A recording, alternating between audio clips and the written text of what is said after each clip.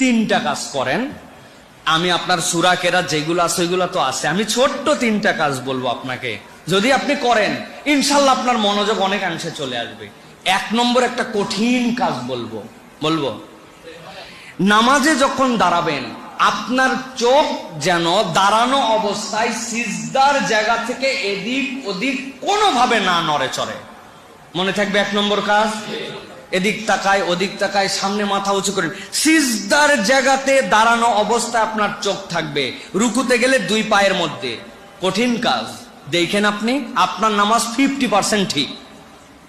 2 নম্বরে নামাজের মনোযোগ চলে যাচ্ছে, আউযু বিল্লাহি মিনাশ শাইতানির রাজিম, বাম পাশে এরকম মুখ যাবে বুক যাবে না, থু থু থু 3 বার থুতু ফেলার ইশারা করবেন নামাজের মধ্যেই, জীবনেও করেন নাই অথচ শয়তান ধোঁকা দেয়। মনে থাকবে 2 নম্বর কাজ।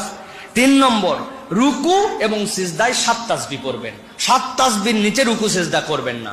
তাহলে 1 নম্বর কাজ সিজদার জায়গায় নজর রাখা। 2 নম্বর আউযু বিল্লাহি মিনাশ শাইতানির রাজিম পড়ে বাম পাশে থু থু করে 3 বার ইশারা করা যখনই মনোযোগ চলে যাবে। 3 নম্বর রুকু সিজদায় 7 তাসবিহ দেওয়া। বাকি যেইগুলো আছে এই 3টা করে আমারে রিপোর্ট জানায়েন, ইনশাআল্লাহ আপনার নামাজের মনোযোগ বাড়ায় দিবে আল্লাহ, ইনশাআল্লাহ।